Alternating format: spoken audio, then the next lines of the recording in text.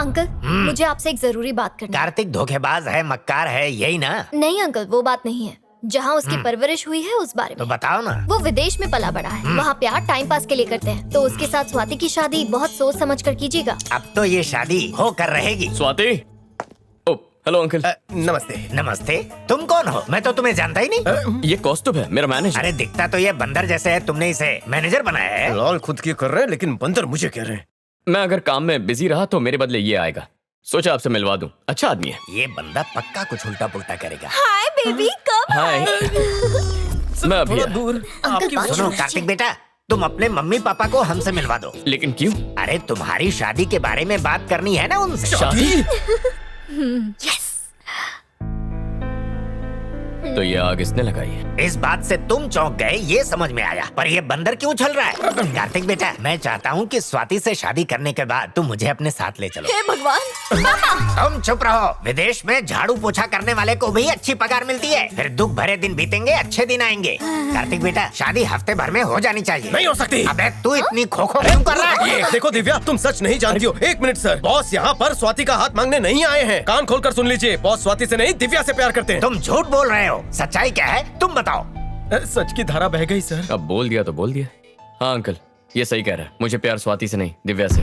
What? अरे, जब उसे क्या? हट जाओ। तुम स्वाति की दोस्त नहीं बल्कि उसकी दुश्मन हो अंकल, दिव्या। मैंने तो- तुमने छुरा घोपा है। अंकल, छुरा मैंने नहीं, इसने घोपा है। सॉरी अंकल, सोचा प्यार का नाटक करूंगा तो इससे जलन होगी, पर यहाँ मामला उल्टा ही हो गया। अच्छा बेटा, तुम्हारे दिए हुए तोहफे वापस करने होंगे। नहीं, आप रख लीजिए। हाँ। दिव्या, ए, दिव्या। सुनो बेटी, दिल छोटा ना करो। कोई दूसरा बकरा फंसाओ जो हमें बंगला तोहफे में दे सके। दिव्या रुको। छोड़ो मुझे। देखो दिव्या, मुझे तुम पहली नजर में ही पसंद आ गई थी। दिव्या, जिस तरह तुम इन पेड़ पौधों और कुदरत से प्यार करती हो ना, बिल्कुल वैसे ही मैं तुमसे प्यार करता हूँ। मैंने तुम्हारे लिए फैक्ट्री छोड़ दी, अब तुम मुझे मत छोड़ के जाना। ये फिल्मों वाले डायलॉग कहीं और जाकर मारो मिस्टर। मैं नहीं फंसने वाली। अपनी एक गंदी शक्ल लेके निकलो। मैं जानता हूँ तुम दूसरी लड़कियों की तरह आसानी से नहीं पटोगी, पर जब तक हाँ नहीं कहोगी मैं तुम्हारा पीछा नहीं छोड़ूंगा। दिव्या, दिव्या, सुनो। भैया, दिव्या का पता चल गया।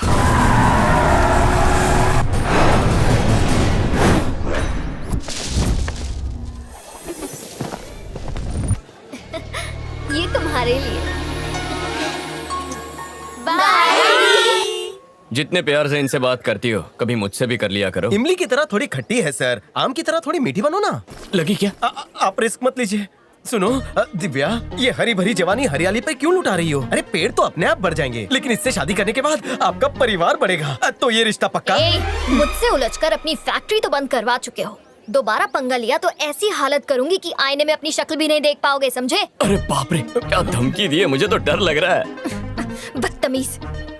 अरे दिव्या, मेरी बात। सर, उसे जाने दीजिए सर, वो आपके प्यार के घास पर ट्रैक्टर चलाकर चली गई।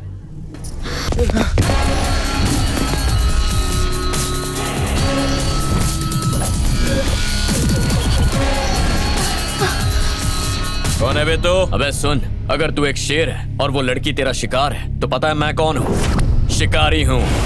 देख, उस लड़की को भूल जा। आखिरी बार कह रहा हूँ, निकल जा। बे, तू जानता है हम कौन है? हमारी पहुंच नहीं जानता है क्या? मेरा घूसा खाने से पहले सब लोग यही डायलॉग बोलते हैं। जितना वक्त ये फालतू बकवास करने में जाया किया, उतने वक्त में मैं तुझे 2 बार मारता। बहुत गर्मी है ना तुझमें? अभी तेरी हेकड़ी उतारता हूँ, देखते हैं कितनी देर टिकता है। मारो इसे। तो आ ना।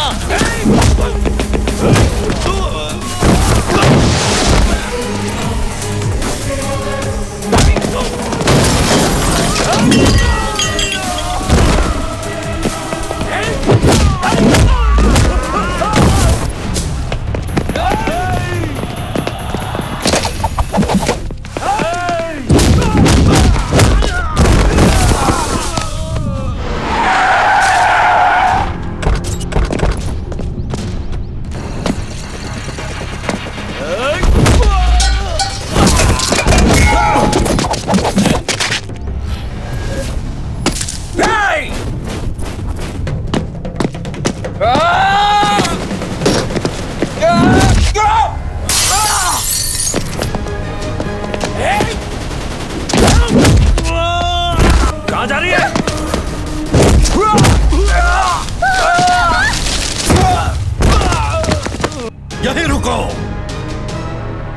देवा का छोटा भाई यहाँ भी पहुँच गया, मार देते उसे। अभी नहीं। और वो कौन है? दिव्या का दोस्त होगा। सिर्फ दोस्त होता तो अपनी जान खतरे में नहीं डालता। वो जरूर मदद के लिए पुलिस को फोन करता। ये जरूर दिव्या पर अपनी जान लुटाता है। यही है वो लड़का जो हमारी दिव्या का जीवन साथी बनेगा।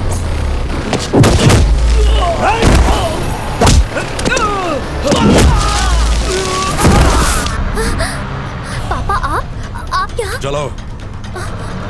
मैं नहीं जाऊंगी। एक शब्द नहीं, चलो।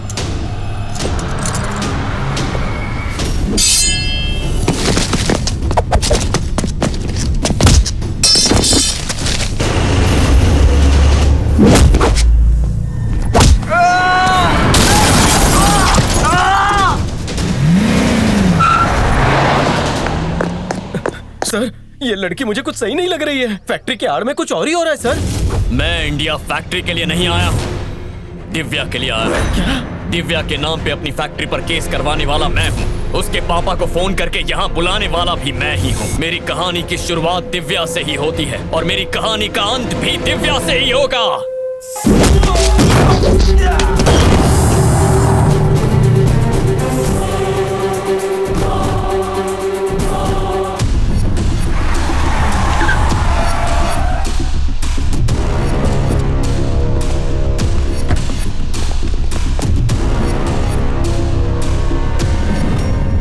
दिव्या, चलो आओ। चुप कर। तेरी नाक के नीचे से ये भाग गई, क्या खाक देखभाल करेगा तू इसकी? ये तू बोल रहा है? अपनी गर्भवती पत्नी को निकालने की दरिंदगी की है तूने। तुझे इसे बेटी कहने का हक नहीं है, चल जा। बस कीजिए पापा, और आप भी मामा जी। यही वजह थी मेरे भागने की। अगर दोबारा आप लोग लड़े तो इस बार मैं भागूंगी नहीं, सीधा जान दे दूंगी। तुम कैसी बातें?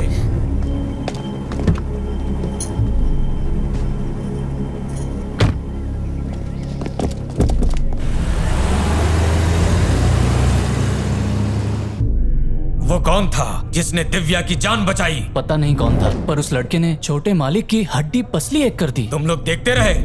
उससे पंगा लिया तो वो आपको नारियल की तरह छील के पी जाएगा भैया। वो लड़का कौन है, कहाँ से आया है? उसकी पूरी कुंडली चाहिए मुझे। इसका मतलब है कि आप विदेश से अपनी फैक्ट्री के लिए नहीं, उस लड़की के लिए आए। ये क्या राज है? इस कहानी की शुरुआत मेरी माँ से होती है। मुझे लगा मेरी सगाई से मेरी माँ को खुशी होगी, लेकिन मेरी सगाई के बाद पता चला कि वो बहुत दुखी है। देखा माँ, हरा दिया ना आपको। मैंने ऐसा गेम खेला कि आप चारों खाने चित हो गई। मैंने तुम्हारी शादी को लेकर कितने सपने देखे थे। सोचा था अपनी पसंद की बहू लेकर आऊंगी।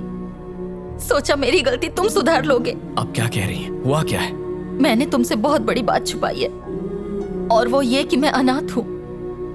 6 साल की थी तभी माता पिता गुजर गए। बापू ने ही मुझे पाला पोसा है। उनके परिवार ने मुझे बहुत प्यार दिया। बेटा, ये सालों पुरानी बात है। मेरे और बापू के पिता अच्छे दोस्त थे। पिताजी के गुजरने के बाद बापू और उनके भाइयों ने मेरा ख्याल रखा। बापू के एक बचपन के दोस्त थे, उनका नाम था बल्ली ठाकुर। बल्ली ठाकुर की 4 बहनें थी। दोस्ती को रिश्तेदारी में बदलने के लिए मेरी शादी बल्ली ठाकुर से तय हुई और उनकी बहनों की शादी बापू और उनके भाइयों से तय हुई। मेरी पढ़ाई खत्म होते ही बल्ली के साथ मेरी शादी होने वाली थी। इस बीच बापू और उनके भाइयों की शादी हो चुकी थी, पर मुझे तुम्हारे पापा से प्यार हो गया था। मुझ में हिम्मत नहीं थी बापू को ये सच बताने की, इसलिए मैंने बल्ली को सब बता दिया। तुम ये क्या कह रहे हो? मैं ये शादी नहीं कर सकता। सारी तैयारियां हो चुकी हैं, सारे न्योते पड़ चुके हैं, तुम इनकार कैसे कर सकते हो? तुम्हारी बहनें और हम सब कितने खुश थे। कुंडली के मुताबिक हमारी शादी नहीं हो सकती। शादी नहीं हुई तो उसकी बदनामी होगी। वो मैं नहीं जानता, लेकिन मैं ये शादी नहीं कर सकता। माफ कीजिए। लेकिन बल्ली ने हमारी शादी कोर्ट में करवा के हमें गांव से बाहर भेज दिया। बल्ली ठाकुर के बहुत उपकार हैं हम पर। बापू को ये बात पता चल गई और बल्ली से रिश्ता तोड़ लिया। निकल यहाँ से। मेरी बहन को भगाकर उसकी शादी करवा दी, मैं कभी क्षमा नहीं करूंगा तुझे। अब मैं इसका दंड तेरी बहनों को घर से निकाल कर तुझे दूंगा। पति होते हुए भी तेरी बहनें विधवा का जीवन व्यतीत करेंगी। अपनी बहनों को उस हालत में देखकर तू जीवन भर खून के आंसू रोएगा। निकलो। उस वक्त बल्ली की बड़ी बहन पेट से थी। उन्होंने एक प्यारी सी बेटी को जन्म दिया। बापू बच्ची को घर लाना चाहते थे, पर बल्ली ने देने से इनकार कर दिया। बात अदालत तक चली गई। अदालत ने ये फैसला लिया कि बच्ची हमेशा के लिए माँ के पास रहेगी, पर उसके पिता महीने में एक बार उससे आकर मिल सकते हैं। उसी दिन के बाद मैंने एक फैसला लिया था कि तुम्हारी शादी मैं दिव्या से करवाऊंगी, ताकि जो गलती मैंने की है उसकी माफी मांग सकूं। तो इस बारे में मैंने बल्ली से बात की। सरस्वती, तुम्हारे इस फैसले से कुछ भी बदलने वाला नहीं है। तुम तो जानती ही हो तुम्हारे लिए सबके दिलों में नफरत घर कर चुकी है। दिव्या को बहू बनाने का सपना छोड़ दो। मेरी वजह से दोनों की दोस्ती टूट गई। सोचा था ये रिश्ता करवा के अपना प्रायश्चित कर पाऊंगी, पर सब कुछ उल्टा हो गया। नहीं रो मत, इसमें तुम्हारी कोई गलती नहीं है माँ। तुम्हारी अधूरी ख्वाहिश को मैं पूरा करूंगा। माफ करना माँ, मैं पैसे कमाना तो सीख गया, पर रिश्ते बनाना नहीं सीख पाया। मैं अपने देश वापस जाऊंगा और उन लोगों का भरोसा जीतकर दिव्या को इस घर की बहू बनाकर रहूंगा। फिर मैंने दिव्या से जुड़ी जानकारी निकालने की कोशिश की, तब मुझे ग्रीन आर्मी के बारे में पता चला। फिर मैंने एक प्लान बनाया, खुद ग्रीन आर्मी को मेरी फैक्ट्री के खिलाफ भड़काकर फैक्ट्री को बंद करवाया और दिव्या से मिलने का बहाना ढूंढा। अब दिव्या का दिल जीतने के लिए उसके परिवार से मिलना होगा। ए, रुको, तुम लोग कौन हो? हे, आप लोग कौन है? मेरे भैया भूपेंद्र, नागेंद्र, देवेंद्र और ये धर्मेंद्र। जितेंद्र नहीं है? मरना है क्या? मैं कैसे मान लूं कि तुम दिव्या से सच्चा प्यार करते हो? आप कहें तो साबित करके दिखा दो। कैसे करोगे? जैसे आप चाहें। तुम्हें मार डालूं तो? कब और कहां? अगर किसी ने दिव्या पर आंख उठाई तो? बर्बाद कर दूंगा उसे। उसे खुश रखोगे? उसे पलकों पर बिठाऊंगा। दामाद जी, इतनी जल्दी मान गए? पहली बार देख के ही पसंद कर लिया था। जल्द ही तुम दोनों की शादी करवा दूंगा। सर, दरअसल दिव्या मुझसे थोड़ी सी नाराज है। मुझे आपसे बस कुछ दिनों की मोहलत चाहिए, मैं सब संभाल लूंगा। हेलो पापा। बेटी, मैंने तुम्हारे लिए एक अच्छा लड़का देखा है, वो तुम्हें हर खुशी देगा। देखिए पापा, बस मुझे झूठे वादे करने वाले लड़के बिल्कुल नहीं पसंद। बहुत ही अच्छा लड़का है बेटी, तुम्हें जरूर पसंद आएगा। मेरी बात मानो और उससे एक बार मिल लो। ठीक है, और तो कुछ नहीं है ना? जी ठीक है। बाकी हाँ, काम ओके। हम लोगों ने कर लिया। किसका फोन था बेटा? वो पापा ने मेरे लिए एक लड़का देखा है और वो कल मिलने के लिए आ रहा तो उसको मना कर दो, मैं तुम्हारे लिए उससे भी अच्छा है। लड़का मामा लाऊंगा। जी, पापा और आपके संबंध पहले ही बहुत खराब हैं, उन्हें और खराब मत कीजिए। मैं उस लड़के से मिल लूं तो ही अच्छा है। देखो, ये क्या कर रही है इसे खुद पता नहीं है। इसके बाप का भेजा हुआ कोई भी लड़का आए तो उसे रवाना कर दो, और अगर अड़ जाए तो खत्म कर लो।